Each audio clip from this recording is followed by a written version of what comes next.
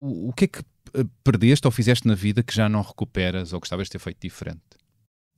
Provavelmente, por exemplo, magoei algumas pessoas que gostava que isso não tivesse acontecido, por exemplo, ou disse coisas que não devia ter dito, ou não fiz umas determinadas coisas e fiz mal porque devia ter ido por ali.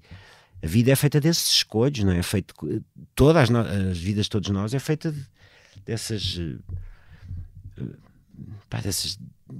diferenciação entre coisas boas, entre coisas que nos aconteceram, coisas que fizemos mais. Já todos fizemos coisas de certeza terríveis, uns mais que outros, com mais ou menos consciência. Com mais ou menos consciência. Mas a vida é isso, E eu acho que não convém mesmo estar muito a pensar no passado. Não convém. Fazer turismo no passado Fazer turismo no passado não é bom. Não é bom, porque ele vai se impor a nós de qualquer maneira. Portanto, não vale a pena estar a fazer muito turismo no passado. Na minha opinião, o que vale a pena é o que tu disseste que andas a fazer, é tirar partido desses erros. Sim. Para fazer diferente, para ser melhor. A ideia de viver é uma coisa que, de facto, quando tu ficas um bocado mais velho, se calhar há pessoas que têm essa sabedoria mais novas. Eu, infelizmente, nunca a tive mais novo. Comecei a tê-la agora, que é aproveitar cada dia, de facto, como se fosse o último. No sentido de tirar prazer ou estar plenamente em tudo o que estás a fazer. A beleza das pequenas coisas, janelas para nos deslumbrar. Se o mundo tem pequenas coisas, proeza de quem agarrar. É tão bom saber que a beleza pode ter o seu lugar. Uma conversa com Bernardo Mendonça.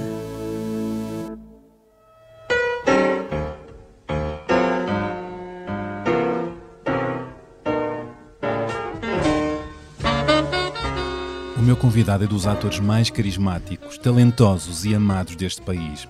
Conversar com Miguel Guilherme é sempre uma renovada e vibrante surpresa, porque ele é generoso a falar de si e da sua arte, e não é de tretas, de poses, de cenobeiras bacocas, de máscaras ou de discursos ensaiados, postiços e balofos. E isso é sempre uma maravilha e algo raro. Além disso, ele não tem medo da sombra, do erro, da falha, da dúvida, e é bom percebermos que a sua bela e farta cabeleira branca não lhe retirou curiosidade, fome de saber e frescura e capacidade crítica sobre si e sobre o país, o mundo e os outros. O seu currículo é extenso e muito variado e completo, onde se somam inúmeros palcos, géneros e sucessos no teatro, no cinema, na televisão, na rádio e na publicidade. Passaram 5 anos, bolas, desde que o Miguel veio a este mesmo podcast. Nessa altura chegou a afirmar: sem cultura, nós transformamos-nos nos animais e nós, portugueses, estamos meio cá, meio lá. E pelo meio deixou uma crítica a António Costa, que considerou um bom político, mas algo distraído quanto ao apoio dado à cultura. Passado este tempo, a sua opinião mudou ou acentuou-se quanto à política cultural dos vários governos de Costa. Aprendeu-se alguma coisa com a dura experiência da pandemia? Noutro encontro que tivemos entre dois lados de conversa, Miguel considerou que o passado persegue-nos a todos invariavelmente e que é preciso encontrarmos respostas e uma narrativa que não seja totalmente falsa e delirante. E neste Conta-me Como Foi e Conta-me Como Será, quais as melhores ferramentas que tem usado para perspectivar e avançar sem ficar agarrado aos erros do passado? Vou querer saber. O caminho é olharmos de frente para a sombra, para as falhas e para o medo? E qual a importância do erro na sua arte? Importa dizer que eu e o Miguel Guilherme já fizemos um ménage à trois com a sexóloga Marta Crawford, que é como quem diz, já conversámos os três num live do Instagram sobre sexualidade, relações, amores e outras coisas que tais. E foi um prazer. E dessa vez revelou que com a idade tem vindo a fintar bastante mais a tristeza, que já não tem vergonha dela. Costumo dizer que eu gosto que me deem horizonte e, apesar do Miguel não romantizar a fase mais madura da vida, feita de muitas coisas menos boas, senti que o Miguel está cada vez melhor na sua pele. É verdade? Esta é uma das vantagens do passar dos anos. Tem-se libertado mais dos seus fantasmas ou tem ganho outros? Também vou perguntar. Mas voltemos ao teatro. Acabo de ver o Miguel em palco junto com a atriz Luísa Cruz no espetáculo A Peça para Dois Atores, do dramaturgo norte-americano Tennessee Williams, com a encenação de Diogo Infante, que está em cena no Teatro da Trindade, em Lisboa, de quarta a sábado até 25 de junho. Não percam, ainda têm um mês para a ver. E aqui se fala de saúde mental, de confinamento forçado e dessa linha ténue, por vezes perigosa, entre a ficção e a realidade, entre a verdade e a mentira. Representar é falar a verdade a mentir, como o título de uma das peças famosas de Almeida Garrett, Tete. E que mais? Sei que o Miguel tem como grande companheiro o seu cão Coco, que agora vende cactos com C ao fim de semana, consta. Eu vou querer, aliás, saber mais sobre isto, sobre esta sua nova atividade e sobre esta planta que se dá bem no deserto e que resiste a condições adversas. Gostava de saber se o Miguel também já passou pelos seus desertos pessoais e profissionais, as chamadas travessias no deserto, e se, tal como um cacto, precisa de pouco para estar bem, equilibrado e feliz. Bom, é na sala de podcasts do Expresso onde arranca agora esta conversa. Olá, Miguel Guilherme, bem-vindo ao podcast e bem regressado. Estou-me a babar todo com essa introdução. À beleza das pequenas coisas. Mas há coisas que são muito verdadeiras. Sim. Né? Só há uma coisa que eu gostava de corrigir em relação a parecermos uns animais. Eu mudei muito a minha atitude em relação ao mundo animal. Sim? Eu acho que os animais são nossos pares. São iguais a nós. Têm um entendimento diferente da vida, pensam de maneira diferente. Agora, reduzir-nos a animais, isso para mim acabou. Os animais subiram muito na minha consideração. E são nossos amigos, que eu já dizia, Fialho Gouveia. Ou amigos, ou pelo menos são parceiros. Parceiros. Não é? Ou deviam ser parceiros. Vamos saltar juntos? Vamos. O Expresso faz 50 anos. Celebre connosco e torne-se assinante em expresso.pt. Bom, então começo com esta pergunta. Se concordas que a tua bela e farta cabeleira branca não te retirou curiosidade, fome de saber, frescura sobre ti, sobre o país, o mundo, os outros? Não tirou. Eu acho que às vezes sou mais curioso, outras vezes menos curioso. Aliás, eu geralmente na minha vida pessoal eu não tenho grande curiosidade. Tenho imensa pena de dizer isto por mim próprio. A minha curiosidade geralmente é direcionada quando estou a fazer qualquer coisa. Eu às vezes passo pela vida e pela rua e pelas pessoas sem olhar muito. Porque estás a olhar para dentro, para os teus pensamentos. Não sei para onde é que estou a olhar, sei que isso de facto não acontece. E portanto, às vezes a minha curiosidade geralmente é direcionada a qualquer coisa, ou quando estou a fazer um trabalho, mas não. Agora estou a tentar, nunca tive grande curiosidade sobre os homens e sobre... Tenho muita pena de dizer isto e sobre a vida. Não. Mas há aquele discurso de muitos atores, atrizes que são muito observadores no cotidiano para encher, alimentar... É isso que eu te digo, é uma curiosidade dirigida, quando tenho que fazer qualquer coisa. E aí alimentas-te desses pequenos nadas do cotidiano, de observar e ouvir, não é? Sim. Na vida eu acho que até sou bastante monótono, de certa maneira, e às vezes passam muitas coisas ao lado. Quer dizer, é assim, sou assim.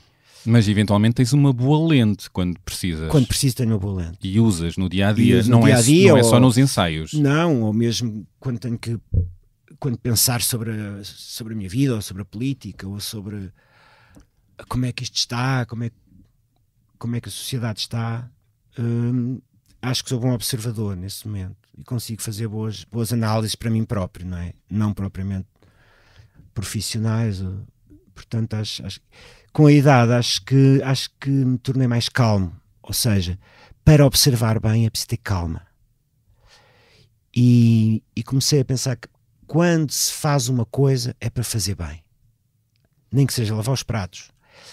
E isso ajuda-me. Por exemplo, se eu estou a meter louça na máquina, vou meter bem, não vou pôr aquilo tudo mal. Estou a lavar os dentes, vou lavar bem os dentes. Que maravilha, até por causa das cáries, que sabemos. Por causa das cáries. Mas olha, isso apurou com a idade. Isso é uma autoconsciência que eu tento encontrar, ou seja, para fazer as coisas só vale a pena fazê-las bem, senão mais vale estar quieto. Eu também acho. Mas e essa vontade de fazer bem, de te superares, Não é- apurou com a idade de fazeres melhor? Não é fazer melhor que os outros, Melhor de do que tu... é ter uma melhor percepção do que é que se está a passar à minha frente, na vida. Sempre foste assim. Não, É agora isso. sou mais. Isso é uma Nunca vantagem. fui tanto assim. Nunca foste tanto Não, assim. não. Tão obcecado por fazer bem. Não é fazer bem, Bernardo. É observar e estar bem. Seja em palco ou na vida. Seja onde for. A ideia da competição, para mim, é abjeta. Nunca. Talvez porque eu ou sempre fui muito inseguro, mas a ideia de fazer melhor que os outros, É tóxico. ou de ultrapassar qualquer coisa, nunca caiu bem comigo.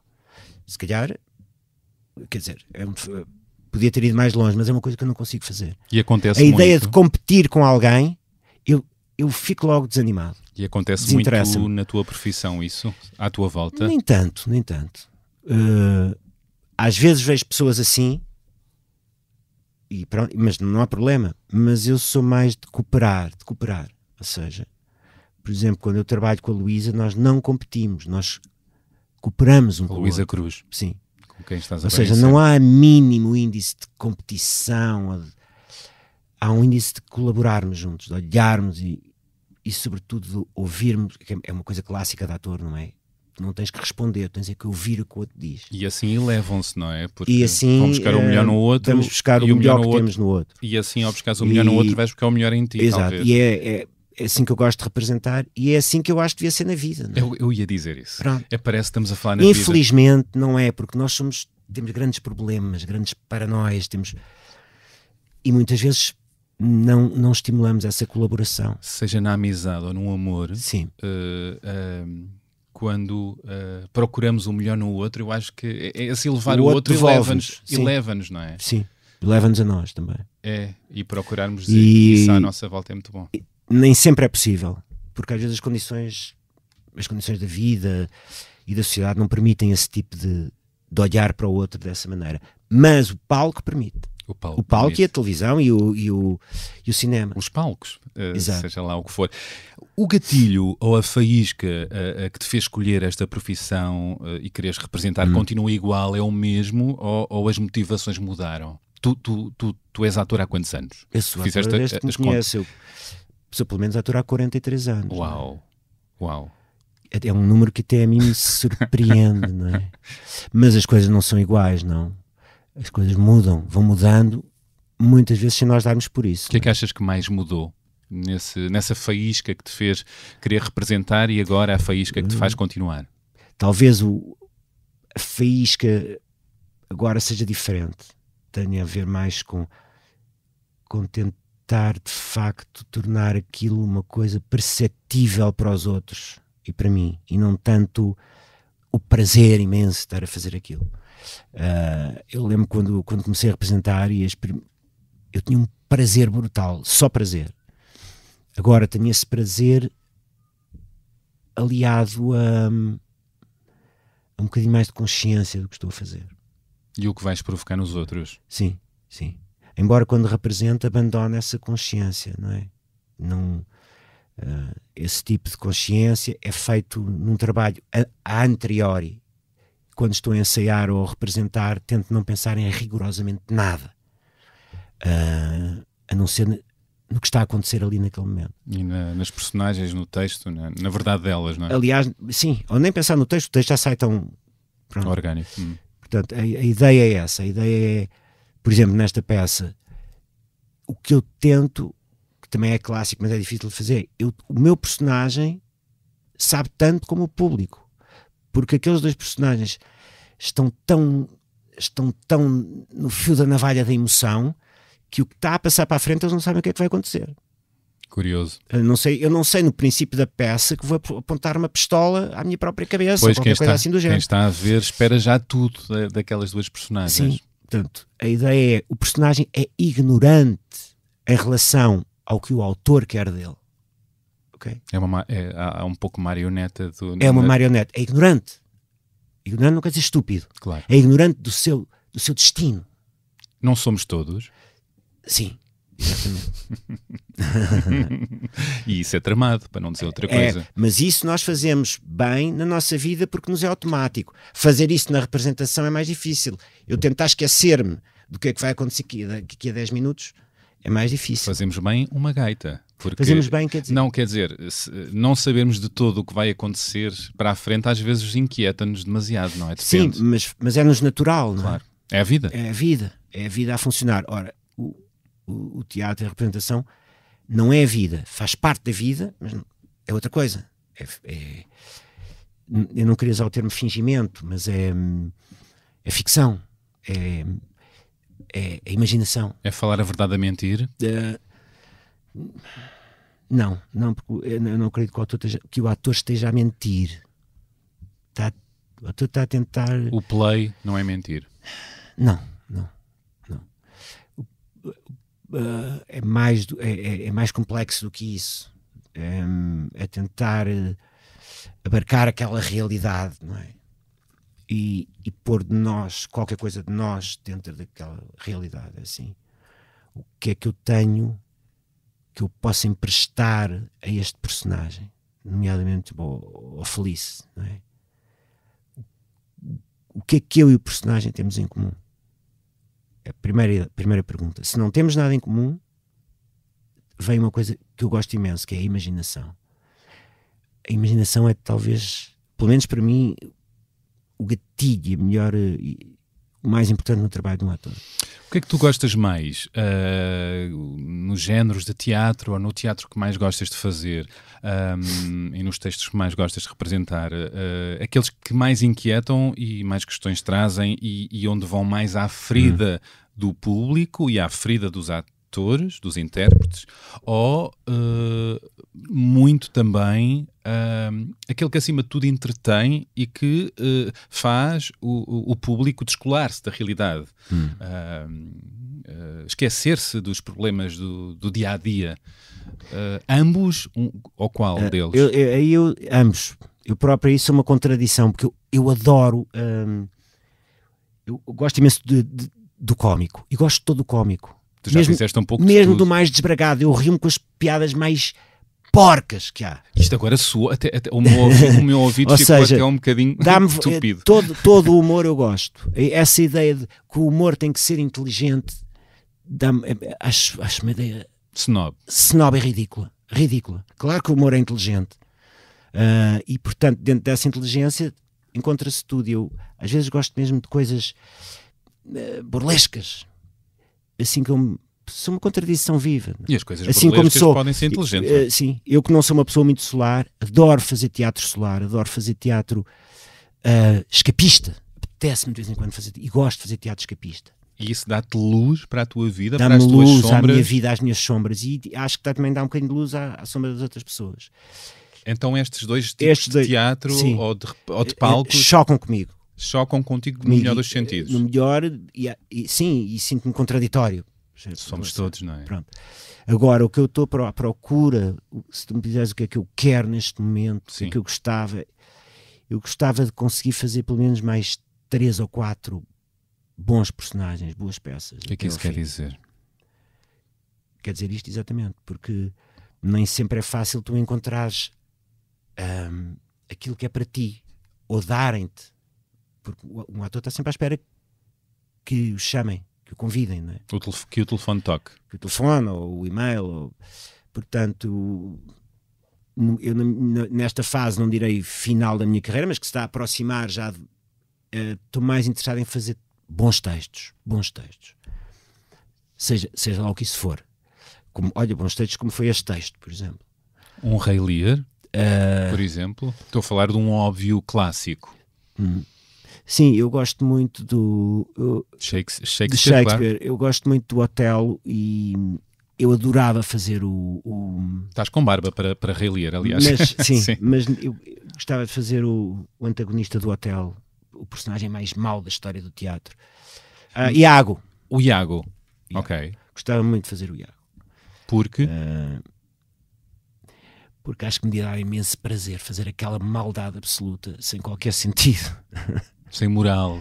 Nada. E não se percebe porque é que ele é tão mau. Ele nunca explica. Ele nunca explica porque é que comete aquelas aqueles assassinos todos, não é? E é um personagem que para mim é muito intrigante. Mas Experimentar o limite, não é? mas às vezes tu não estás à espera de coisas que te aparecem, que nem estás à espera daquilo, e resulta muito bem, e de repente aquilo cola muito bem contigo e com a tua vida e com o teu género de ator que tu és naquele momento, não é? Eu gosto muito de trabalhar com os outros. Uhum. O trabalho teatral e o trabalho de cinema é um trabalho de conjunto, não é um trabalho de solidão. É impossível fazê-lo sem os outros. E essa colaboração com os outros, quando é boa, é maravilhoso. Nem sempre acontece, não é? Nem sempre é bom, nem sempre as coisas correm da melhor maneira. Então, na equação, quando te envolves nos projetos, é para ti muito importante com quem vais fazer em palco? Depende. É muito importante, mas eu já nunca vetei ninguém, ou nunca disse não. Com esse tipo ou com essa tipa, não. Não. Nunca fiz isso. Embora reconheça que é muito importante a contracena. Ou seja, com quem trabalhas. Mas às vezes há grandes surpresas, não é? Tu tens de estar aberto também à novidade. Aparecem cada vez mais atores novos, cada vez mais encenadores novos, e tu tens de estar muito aberto a isso. Tu já tiveste más surpresas que te prejudicaram a contracena? Já. Em 43 anos, E como é que te saíste dessa? É fazer na mesma. É sobreviver. É sobreviver dentro do palco. É olhar para o outro como se fosse outra a personagem apenas e não aquele traste, não é? Surpreendentemente, em 43 anos aconteceu muito pouco. Mas é um sofrimento, é difícil. Sim. Fazer bem nessas circunstâncias. Eu até nem sei se será pior quando aquelas pessoas estão a fazer aquilo como quem está a beber água, ou seja, de uma maneira muito displicente. Não sei se não é pior do que ter um inimigo à frente e representar com ele. Porque também já... Um inimigo ou alguém que não se gosta. Já te aconteceu representar com uma boa atriz, um bom ator de quem tu não gostavas nada, mas era bom? Não. Mas se acontecesse, pelo menos dava-te pica, não é? Claro. Dirigias energia para aí. Exato. Sim. Tu, numa das nossas anteriores conversas, já foram algumas, éramos tão novos, contaste-me que com a idade tens vindo a fintar bastante mais a tristeza, esse teu lado lunar, como falaste, que já não tens vergonha dela, da tristeza. Isso libertou-te de certas eternas dores e melancolias ou passado os anos, deu-te a serenidade de saberes viver pacificamente com esses lados de sombra? Eu quero acreditar num processo de autoilusão, que tudo é autoilusão, de que isso que estás a dizer é verdade. E de certa maneira eu sinto isso, ou seja, sinto-me um pouco mais apaziguado, com menos medo de falhar, por exemplo. Com menos medo dos medos? Com menos medo dos medos. E isso é verdade. E eu sinto-me muito bem assim.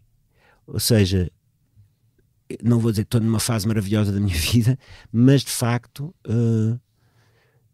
neste momento, nós temos que aproveitar os bons momentos, não é? Porque a seguir pode vir outra coisa, pode vir uma coisa má. Portanto, temos que aproveitar mesmo o que gostamos e o que está a correr bem. Passa num instante, não é? Passa num instante. Um fósforo. Sim. Pois. Sim. Mas isso quer dizer que te tens libertado dos teus fantasmas ou tens aprendido a conviver com eles? Tenho aprendido a conviver com eles. Porque fazem parte de nós. Fazem parte de nós. E, ao aprender a conviver com eles, torna-me uma pessoa um pouco mais feliz, de facto. Continuas com a frase: o passado persegue-nos a todos, invariavelmente? Claro. Mesmo sem nós... Ou nós não somos o nosso passado? Nós somos muito o nosso passado. Ou nós não somos? Somos. Mesmo quando não estamos à espera. Mesmo quando não percebemos isso, não é? Eu acho que a fase fundamental do nosso passado é quando somos mesmo crianças. Pai, entre os 0 e os 7, 8 anos. Voltamos sempre aí, não é? Os 0 e os 7, 8 anos é o que nós vamos ser até morrermos. Tenho ideia que tu me falaste da fase em que os teus pais estavam divorciados, numa época em que isso era um estigma, não é? Era um estigma. Isso é uma das marcas. Sim. E outras. Mas não vale a pena estarmos aqui a falar, mas a infância é muito importante. Também acho. E para o bem e para o mal. Mas podemos libertar-nos daquilo que nos aprisiona daí, não? Não sei. Não. Podemos usar isso a nosso favor. Como? Assumindo as coisas, assumindo os nossos medos, os nossos...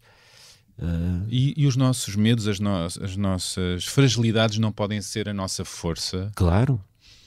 Podem, não é? Podem. Eu tenho tentado fazer essa narrativa para mim, Miguel. Sim, e é uma boa narrativa. Nós Eu temos acho. que construir narrativas de vida. Não é?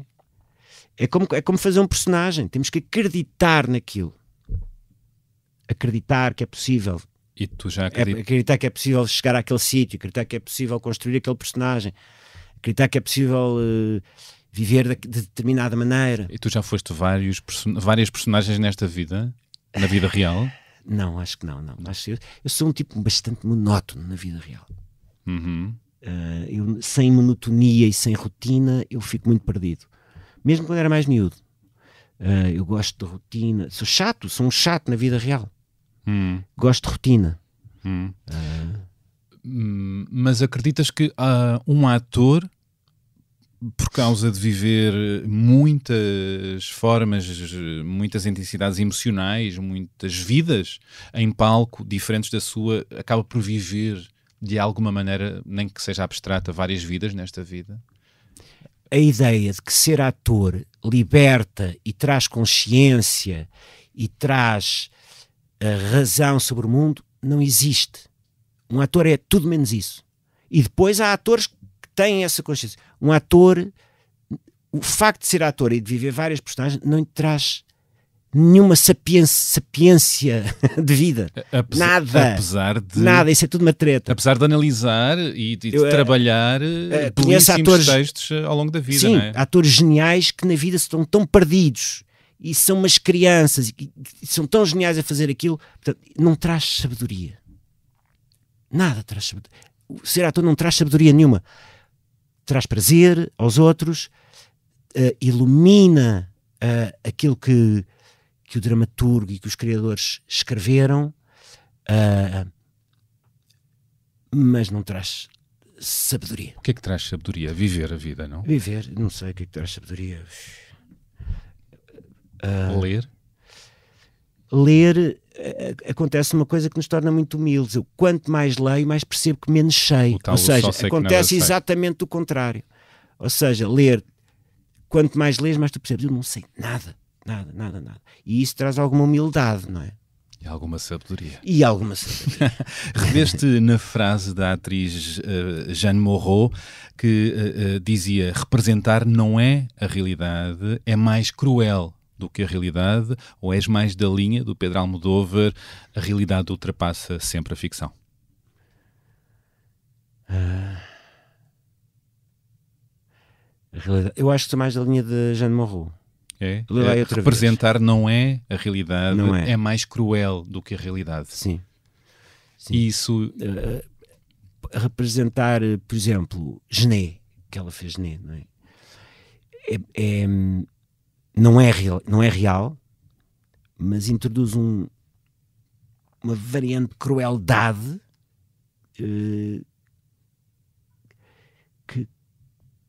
que é parecida com a da realidade. Com que o espectador se reconhece, ou com que nós reconhecemos, tem algo humano ali, não é? Reconhecemos a maneira como vivemos distorcida uns com os outros, por exemplo. Ou como somos cruéis uns com os outros, ou como de repente nos podemos transformar numas bestas assassinas, ou... Portanto, essa ficção permite iluminar de forma muito clara quem somos. Ver-nos em perspectiva. Em perspectiva. Uhum. Vendo outro lado distorcido. Ou seja, a distorção acaba por trazer iluminação ao que se está a passar. Uhum. A distorção acaba por funcionar como uma lente, para nos vermos melhores, sim, não é? Sim. Nos nossos ridículos e absurdos. Acharmos que somos os maiores. Já achaste isso, que eras o maior?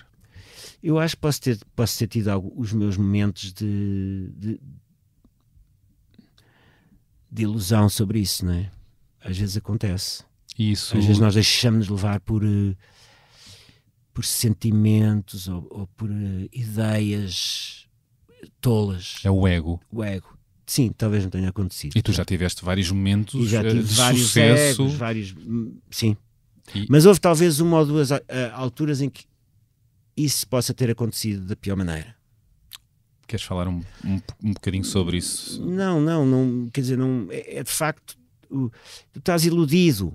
Com a aquilo- fama, com a fama, os com aquilo que aplausos, és, percebes? por seres o maior. Exato, estás iludido, estás-te a iludir a ti próprio. E isso Não. faz o quê? Não faz bem. Desfoca-te Desfoca-te sobre da o vida, essencial. desfoca-te da vida, desfoca-te do essencial, desfoca-te da felicidade, de poder estar com as pessoas. O facto de tu te considerares, é ridículo, considerares-te o pináculo de qualquer coisa, não é? Até porque depois a realidade vai-se encarregar de te desmascarar isso claramente, o que é Assim. muito bem feito. Dá-te uma chapada. Dá-te uma grande chapada. De uma ou duas. realidade. Sim. E é preciso estar atento a essa chapada, porque é preciso perceber que essa chapada é um aviso. Não é? Pois. E não... De onde é que isto veio? De onde é que isto Exato, veio? exato. Pois, sim. É isso.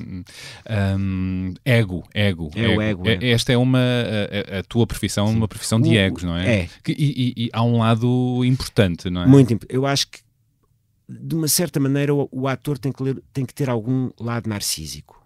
No sentido de gostar de se pôr em frente aos outros a fazer qualquer coisa, não é? Tem que haver qualquer coisa de narciso nisso.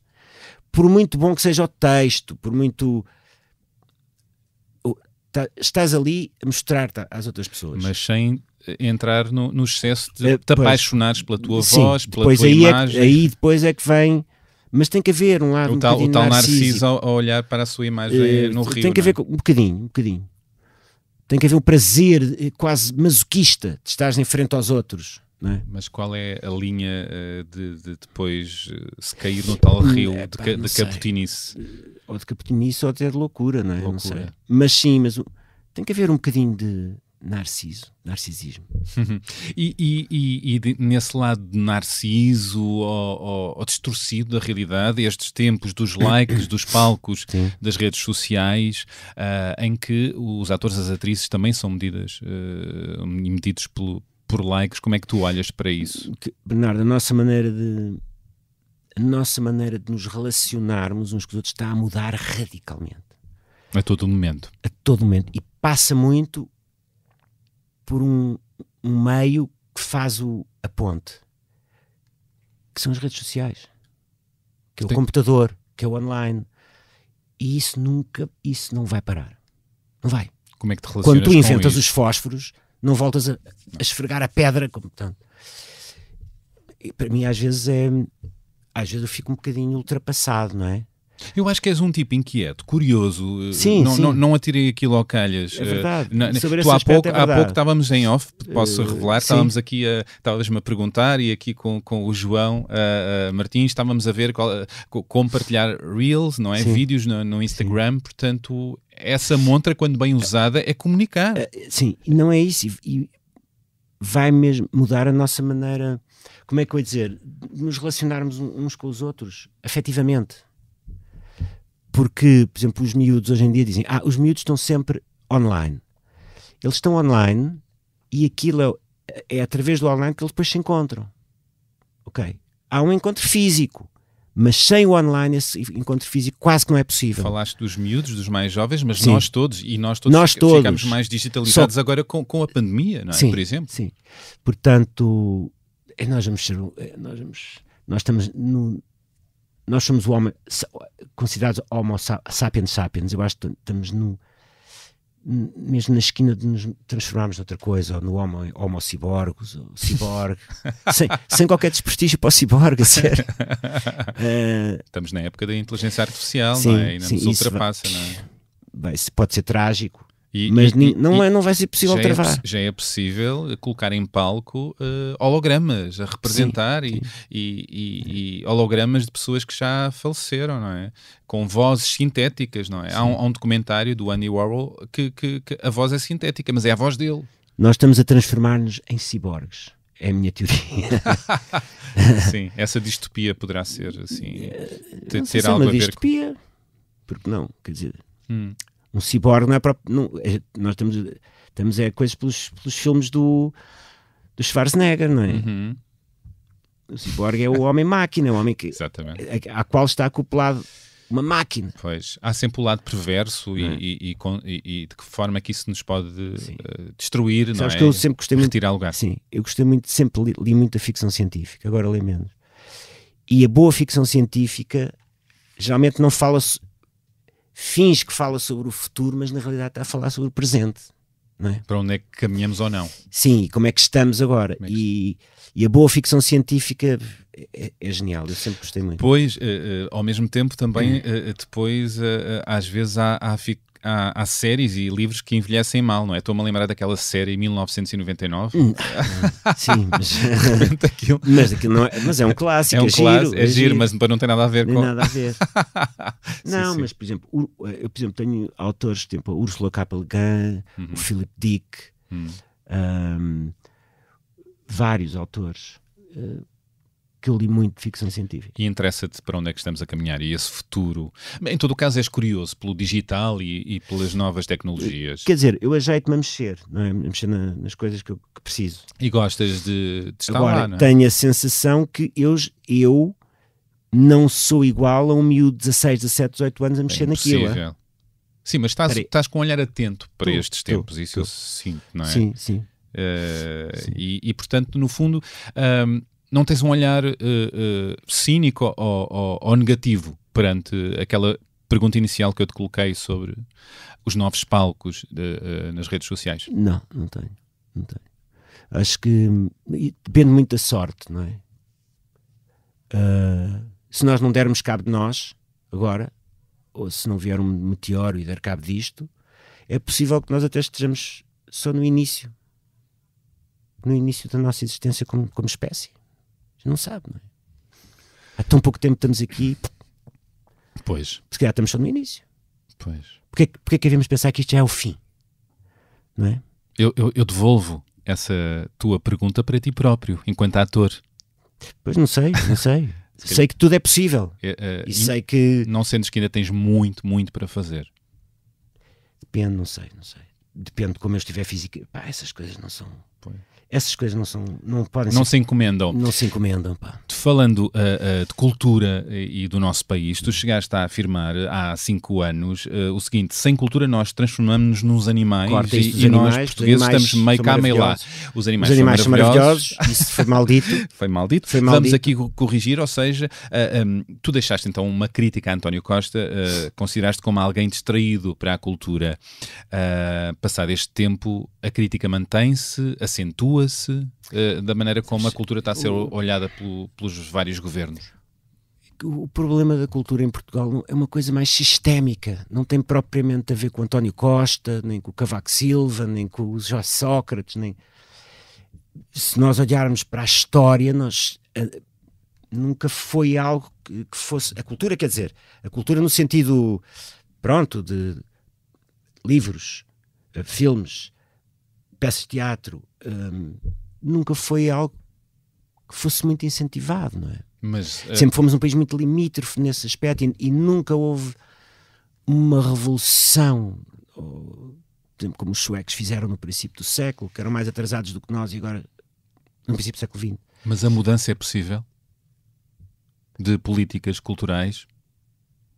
Tem que haver a ideia de que... Primeiro, eu acho que primeira coisa é o ensino. O Guterres tinha a paixão do ensino. Não sei quem tem a paixão de não sei quê. O ensino é o mais importante das crianças. A escola, o ensino. E a cultura tem que estar embedded, tem que estar aí. E o prazer da cultura, e o prazer de ler, e o prazer de ver coisas, de falar, Estimular. tem que vir desde... A vontade de consumir cultura. Sim. E isso eu acho que tem que vir desde criança. A saudosa e maravilhosa atriz e encenadora Fernanda Lapa, que esteve aqui sobre este mesmo assunto, afirmou: um país que não trata bem os artistas está moribundo. E esta frase estava vestida de uma grande crítica para o país. Concordas? Pois, concordo, mas isso não leva a nada, essa frase, estás a perceber? Não me aquece nem me arrefece, porque cada país tem os artistas que tem e cada artista tem o país que merece, portanto não vale a pena estar com... Ou há vontade de fazer qualquer coisa mais, então... Da parte da classe artística ou do governo? Todos os agentes culturais? Do Estado, de todos os agentes culturais. De facto é uma polémica. Eu vou-te dizer uma coisa, isto é terrível eu dizer isto, mas não me interessa nada já isso. Estou-me nas tintas. Eu quero fazer bem algumas coisas que me restam. Mas, Miguel, a pandemia acabou de acontecer. A pandemia foi muito importante. A pandemia revelou uma classe que tinha muita precariedade, que tem muita precariedade, fragilidade. Eventualmente não é de todo o teu caso, mas... Não é o meu caso, não. Eu vivo na precariedade. Não, mas pessoas ainda com menos oportunidades e em situações mais precárias, e a pandemia foi uma coisa muito recente, 2020, 2021, 2022. Eu acho que as pessoas têm que se organizar. Sindicatos, associações, para poderem conversar umas com as outras, para poderem, sobretudo os trabalhadores, por exemplo, onde se sentiu uma precariedade, foi as pessoas que trabalhavam na música, por exemplo. Todos os roadies, toda aquela gente... E na própria classe houve solidariedade, não é? Houve, e isso é importante. E talvez a pandemia tenha posto a nu as dificuldades e precariedades que haviam, não é? E as pessoas têm que se organizar. Temos que nos organizar para conseguir aquilo que queremos, porque só organizados é que as pessoas conseguem fazer alguma coisa. Não é? A arte, seja ela qual for, tem que existir por si, pela vontade de fazer. Não pode estar dependente de te darem dinheiro ou não. Quanto mais forte for o impulso artístico, mais o Estado, mais a sociedade reconhece esse impulso. Não é? Isto é uma ideia muito liberal, mas é verdadeira, é o que eu sinto. Portanto, eu vejo muita gente com esse impulso, essa vontade de fazer, qualidade, empenho, dedicação e vidas muito difíceis. Para além de difíceis, Miguel. Pronto. Também é possível. Também é possível. Não é? É. Pronto. O que eu acho é que as pessoas têm que se organizar. Sim. Pelo menos para um caminho, não é? Não, tem que se organizar, como é que dizer, profissionalmente. Para poderem fazer um balanço do que está mal e poderem reivindicar a coisa. E serem uma voz mais forte. Se as pessoas não estiverem juntas... Não podem ser mansas. Se as pessoas estiverem juntas, conseguem coisas. Se não estiverem, não conseguem. O poder do coletivo. E isso eu tenho visto ao fim destes 43 anos. É por isso que eu às vezes fico um bocadinho... já não me interessa muito, estás a perceber? Eu estou sempre completamente franco. Tenho visto tantas coisas a darem tortas e depois a não acontecerem, e as pessoas parece que se vão organizar e depois desorganizam-se, mas sem um poder coletivo não se consegue fazer nada em termos de melhorar o nível de vida dos trabalhadores, por exemplo, ou do audiovisual ou mesmo do teatro, não é? Tu estás a fazer agora teatro, vamos falar desta peça. É o teu meio de eleição, ou o cinema ou a televisão? Eu comecei com teatro, ou seja... Na Comuna? Sim. Portanto, eu tenho uma marca teatral muito grande, mas reconheço que é possível ser-se ator começando por outros sítios, ou até nem fazendo teatro.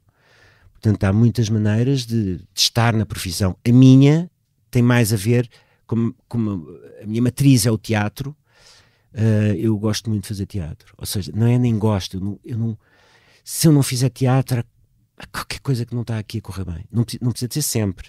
Mas posso estar um ano sem fazer. De lá voltar. Mas preciso sempre de lá voltar. Porque senão não me sinto bem, não me sinto confortável na minha pele de ator, não é? Já tive 2, 3 anos sem fazer teatro, ou estava a fazer cinema ou televisão, mas eu adoro o teatro, adoro a relação que se estabelece entre o público e os atores no teatro. A relação de proximidade, de respiração conjunta que há na sala, é algo que eu gosto muito e que preciso para viver quase, não é? Como ator, não é? Em que não há um espetáculo igual e se sente se o público está presente ou não presente, e o inverso, não é? No fundo é uma assembleia. Sim? Quando corre bem, não é? Pois, é uma assembleia. E quando corre mal também, ou seja, um corpo único. É um corpo único a respirar. E isso é que é fantástico no teatro, não é? Isso é que é uma boa noite de Isso é uma boa noite de teatro. Quando tu sentes que está toda a gente a respirar da mesma maneira. É fácil conseguir isso? É frequente conseguir isso? Pode acontecer, sim. Com frequência? Muitas vezes, sim. Isso é uma peça com sucesso, não é? Tem acontecido nesta peça? Tem. A peça para 2 atores? Esta peça é uma peça que... Difícil, aliás, nós estávamos e a falar complexa, disso. É complexa, e fascinante. É muito críptica, não se percebe muito bem onde é que ele quer chegar. Ele propõe vários caminhos de leitura para aquilo, não é? Mas é uma peça que os protagonistas da peça, que são 2 irmãos, são tão intensos naquilo que fazem, naquilo que dizem, naquilo que pensam, que invariavelmente arrastam o público para aquela torrente de insanidade, não é? E eu acho que o segredo está aí, é o público ser arrastado connosco por aqueles 2 vulcões de insanidade. É verdade. E de humanidade ao mesmo tempo, verdade. Não é? Insanidade, saúde mental, vertigem. Sim, e de fraqueza, e de precisarem um do outro, e de se amarem e ao mesmo tempo de se odiarem. E quando nós vamos nesse carrossel de sempre andar, eu acho que o público vem connosco. Pelo menos é o que eu sinto. E eu acho que as pessoas gostam disso, gostam de se sentir ameaçadas e por aquilo, e desafiadas, não é ameaçadas, é desafiadas por o que está a passar ali. Esta peça para 2 atores é uma peça para 2 grandes atores, não é? Não pode ser feito de outra maneira, não é? Senão com uma matéria boa. Quer dizer, a Luísa, para mim, a Luísa Cruz é a parceira ideal, não é? Para fazer esta peça. Na medida em que eu e a Luísa trabalhámos muito durante muitos anos na cornucópia e fizemos algumas coisas bastante interessantes e sempre nos damos muito bem a representar. Nós nem sequer éramos muito íntimos, não é? Mas há uma intimidade artística muito grande. E não representávamos juntos desde 1995. Uau. São muitos anos. Uhum. Mas confiaste que ia correr bem? Mas eu sabia que tinha que ser com ela. Porque há um lastro de memórias e de coisas que aconteceram entre nós como intérpretes, que invariavelmente ia lamear a peça, no bom sentido, ia lamear este texto. E não seria fácil encontrar outra atriz? Não haveria muitas, que não é? Talvez mais, não vou dizer nomes, mas talvez mais uma. Uhum. Isto não é desprestígio. Claro, tem a ver com as tuas relações pessoais e profissionais, não é? Não quer dizer que eu não pudesse fazer com outra pessoa, mas de facto tem que ser com alguém com uma cumplicidade grande, de anos. Esta cumplicidade pode ser vista em palco até 25 de junho, no Teatro da Trindade, em Lisboa. E agora ia-te convidar para ouvires um áudio e que depois comentasses. Tá bem. Bom, eu devo confessar, até porque já o disse publicamente, que eu nunca tinha trabalhado, na verdade, com o Miguel. Tínhamos nos cruzado numa daquelas coproduções francesas do animatógrafo há muitos anos atrás e, obviamente, que há muitos anos que o admiro à distância, mas nunca tinha tido a possibilidade, a oportunidade de trabalhar assim de perto. E há uns anos atrás, quando o Miguel me procurou a desafiar-me para trabalhar, fiquei obviamente muito feliz que ele tivesse essa vontade. E quando pensei neste texto para ele, Acho que foi um feliz encontro, porque eu queria muito, há muitos anos queria fazer esta peça, e quando o Miguel se entusiasmou com o texto e com esta possibilidade, abriu porta para que isto se materializasse, depois também com o contributo incrível da Luísa Cruz. Portanto, trabalhar com ele foi uma revelação a vários níveis. Por um lado, o homem, que eu de facto não conhecia muito bem. E o que eu acho incrível no Miguel, e que é inspirador, é um homem que não tem nada a provar, não é? Ele está muito bem na sua pele, já leva muitos anos de carreira, já fez muita coisa, e portanto está onde quer, como quer, não faz favores, é frontal na maneira como se posiciona na vida e na arte, e eu aprecio isso. Acho que chegamos aqui a uma altura em que não temos tempo nem paciência para perder tempo com merdinhas, e isso eu gosto muito do Miguel. Ele diz o que tem a dizer, é emocional, vive as coisas por dentro. Depois, como ator, esta experiência foi incrível, porque ele foi de uma generosidade a toda a prova, em todas as fases do processo, e mesmo, sobretudo no início, quando tínhamos muitas dúvidas de como abordar este texto e de como materializar esta minha visão, o Miguel, mesmo nas suas incertezas, optou sempre por confiar em mim. E essa generosidade, poder-se a pensar que é uma coisa comum, mas nem sempre é.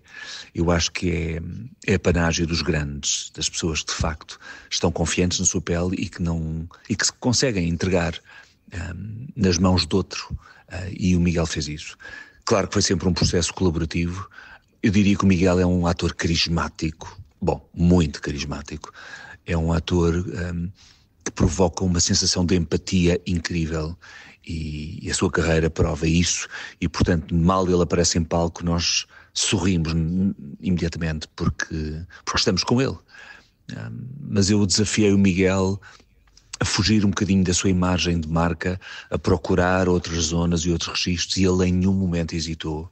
A personagem que ele tem nas mãos é complexa, tem muitas camadas, é densa, é desequilibrada, é carente, e o Miguel nunca hesitou em mergulhar, em arriscar, e em cometer o erro, porque muitas vezes nós temos medo do erro, mas é fundamental o erro, é fundamental fazer mal para fazer bem. Qualquer bom ator sabe isso. E o Miguel não tem medo do ridículo, não tem medo de fazer demais para fazer de menos e depois voltar a fazer, enfim. Portanto, eu só tenho a dizer isto, que estou profundamente grato à sua entrega, a ter partilhado comigo e com este projeto o seu talento, a forma como ele está diariamente em palco a dar o litro e a viver cada segundo. Eu diria que o Miguel é um homem que está muito bem na sua pele, está muito equilibrado, muito... ao fim de semana ele vai vender os seus gatos, tem o seu cão. Não sei se o Miguel tem muitos amigos, mas gostava que daqui para a frente ele me considerasse como tal, e a pergunta que lhe deixo é: o que é que fazemos a seguir? Bom, acabámos de ouvir o Diogo Infante, ator, encenador desta peça. O Diogo levanta aqui uma série de questões que eu gostava que comentasses. Ele disse que és um homem que não tem nada a provar. Eu concordo, que estás muito bem na tua pele. Estás muito bem na tua pele. Acho que sim, neste momento estou bem na minha pele. Ele tem toda a razão. E por outro lado, por exemplo, o Diogo é uma pessoa que eu conheci agora, quer dizer... Que é curioso, seja, não é? Com tantos anos de percurso, e com quem ambos. Gostei imenso de trabalhar e gostei muito de estar com ele, porque havia aquela ideia de podíamos fazer qualquer coisa juntos e tal, e de facto ele deu-me isto de bandeja, não é? E isso é incrível, isso prova que ao fim mesmo de tantos anos tu ainda ficas surpreendido com outras pessoas, ainda podes vir a gostar e a amar outras pessoas. E esta peça deu-me essa possibilidade, uma possibilidade de voltar a estar com a Luísa, como quando estávamos quando éramos mais miúdos, não é? E agora representamos com a mesma cumplicidade, e deu-me a possibilidade de conhecer o Diogo e de poder provavelmente voltar a trabalhar com ele e fazermos outras coisas juntos. O processo foi difícil? O processo, houve discussões, não dúvidas? foi difícil, não. Não? Eu quando vi a peça pensei, isto é uma peça completamente falhada, a gente não vai conseguir fazer isto. Como é que nós vamos fazer isto, meu Deus? E lá está. Partiu com uma angústia, não é? Não foi bem angústia, foi mais o desafio. Porque a peça é sobre o medo, não é? O medo.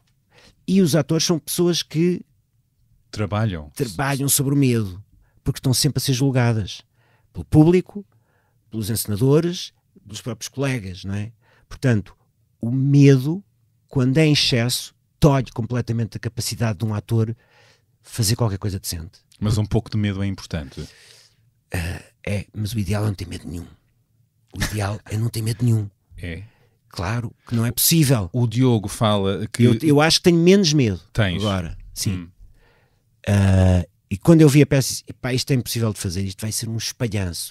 Mas para já vou trabalhar com o Diogo e depois vou trabalhar com a Luísa. Então, se calhar vale a pena. O Diogo diz que tens uma das tuas várias qualidades é que não temes o erro e diz que é fundamental fazer mal para depois fazer bem. É verdade? É. Quer dizer, não temo. Eu temo um bocadinho. Às vezes... mas sem o erro não é possível fazer qualquer coisa depois que transcenda um bocadinho, que nos transcenda um bocadinho a nós próprios, não é? E que porque na realidade é que estes textos são maiores que a vida, não é? Um Tennessee Williams é uma coisa brutal. E ele diz que tentou tirar-te de um certo registro teu. Talvez um registro mais cómico, que eu gosto muito, mas sim, tentou. Até a própria peça também pedia isso, não é? Uhum. Se calhar daqui a uns tempos vamos fazer uma peça em que onde eu me sinto confortável vai ser fixe. Uhum. Mas são textos tão complexos e tão belos que, de certa maneira, se tu não te transcendes um bocadinho a ti próprio, não consegues passar a intensidade poética e dramática daquilo, não é? E é importante não ter medo do ridículo? Claro, pelo menos enquanto estás a ensaiar, não é? Porque tu tens que escolher vários caminhos. Não é à toa, não és comigo dizer hoje faço em coxo, hoje faço em cego. Não é isso. É ao escutar-te a ti próprio e ao escutar o texto e ao escutar o encenador e ao escutar os teus colegas. Portanto, é um processo mais de abertura. Disponibilizar. Claro que depois também tem que haver alguma técnica, não é? Porque sem técnica... Sem direção. E sem alguma técnica de ator é muito difícil depois tu dás expressão a isso, não é? Fui muito feliz a fazer esta peça, nunca tive medo de falhar ou de que a peça fosse... Se tivesse 5 pessoas não havia problema a assistir, não havia problema nenhum para mim. É muito melhor ter a sala cheia, mas nunca foi uma coisa que eu ficasse... Como é que eu ia dizer? Assustado com isso. Não? Não. Mas há bocado podia pensar nisso, podia pensar se isto não tem ninguém é chato, mas não era o principal. O principal era de facto estar com aquelas pessoas e tentar perceber e furar aquele texto e ver o que é que se podia fazer com aquilo, não é? Isso foi ganho. Eu acho que isso foi ganho. E há pouco estavas a partilhar comigo em off que também foi ganho o público, que a sala tem-se enchido de pessoas, não é? Sim, eu nunca pensei, se calhar tenho pouca fé, sou um homem de pouca fé. Vai para título. Vai para título, um homem de pouca fé. Mas nunca pensei que as pessoas aderissem tanto àquele texto. É um texto tão críptico, não é? Tão difícil. E isso deixa-nos alguma esperança sobre as audiências, não é verdade? Sobre as pessoas, que no fundo é para quem nós trabalhamos e com quem trabalhamos. Tenho esperança nas audiências. Tenho esperança na raça, na espécie. Na espécie. E não te faz espécie? A espécie humana faz muita espécie. Faz muitas... Mas confesso que é fascinante. É uma espécie fascinante. É uma espécie fascinante. Eu gostava agora que tomasses atenção a outra espécie humana, também muito próxima de ti, e tomem atenção. São surpresas mesmo. É verdade, tomai nota, parece o dia dos meus anos. porque vem aí coisa boa. Sobre o Miguel Guilherme, um homem que não é fácil de conhecer. E eu conheço há muitos anos, já tenho uma intimidade com ele grande, e mesmo assim, quando me perguntaram se estava disponível para falar sobre ele, fiquei a pensar. O Miguel já passou por muitas coisas na vida, mas também muitas boas, e tem uma qualidade que a mim me interessa muito, a mim, acho que a toda a gente. O Miguel evoluiu, isto é, às vezes quando nós vamos envelhecendo, os nossos defeitos tornam-se mais evidentes, mais pronunciados, e já não nos preocupamos em tornar-nos melhores. O Miguel quis sempre tornar-se melhor. Ainda por cima é um grande leitor, adora ler, está sempre a ler, sempre a evoluir, sempre a pensar o que é melhor, e depois isso faz dele mais novo. Não que tenha que ser novo, mas cheio de cabelos brancos e sempre tão curioso e sempre disponível para inventar coisas novas. Agora até tem catos e vende catos, vejam bem. É isso que ele é um cato, por isso ele se interessou tanto pelos catos, porque é difícil chegar a ele pica primeiro. Miguel e eu já tivemos inúmeras discussões, como também já tivemos inúmeros momentos de enorme amizade, e espero continuar a viver perto dele, a trabalhar com ele, porque estamos sempre a pensar quando é que voltamos a trabalhar juntos, e cheira-me que já não deve faltar muito. E pronto, para conhecer o Miguel é difícil, mas vale a pena. Ainda por cima é um tipo que se tornou cada vez mais generoso, preocupado. Eu sei que o Miguel, se eu estiver aflita com alguma coisa e lhe ligar, ele vai-me acudir. E isso é um tesouro, não é? Não temos muitas pessoas na vida a quem possamos fazer isso. Pronto, ou pedir isso. Portanto, o Miguel é um dos meus poucos, muito bons amigos. É o Miguel Guilherme, para além de ser um ator muito, muito interessante, fabuloso, e que é sempre surpreendente, mesmo quando erra, porque ele não se importa de errar, e isso é uma grande qualidade também. Estou aqui a falar, parece uma professora, que disparate. Eu gosto muito do Miguel. Miguelinho, aqui vai uma pergunta para ti. O que é que tu não fizeste na vida que gostavas de ter feito? Ou que ainda queres vir a fazer? Acabámos de ouvir a maravilhosa atriz Rita Blanco. Obrigado, Rita. Vamos ouvir o comentário do Miguel Guilherme a este áudio já na segunda parte desta conversa, onde vamos saber se ele se vê mesmo como um cacto e se pica quando chegamos perto, ou se tal como um cato já sobreviveu a travessias no deserto. E claro, quero falar desta sua paixão por estas plantas e o que ele gostaria de ter feito na vida que ainda não fez ou ainda quer fazer. Quero também saber que temas ou notícias da atualidade mais o inquietam, e ainda vai haver espaço para recordarmos alguns dos momentos marcantes do seu passado. Haverá espaço para a literatura, a poesia, a música que o acompanha e o que mais esta conversa nos levar nos vários caminhos. Fiquem desse lado para a segunda parte desta conversa. Boas escutas.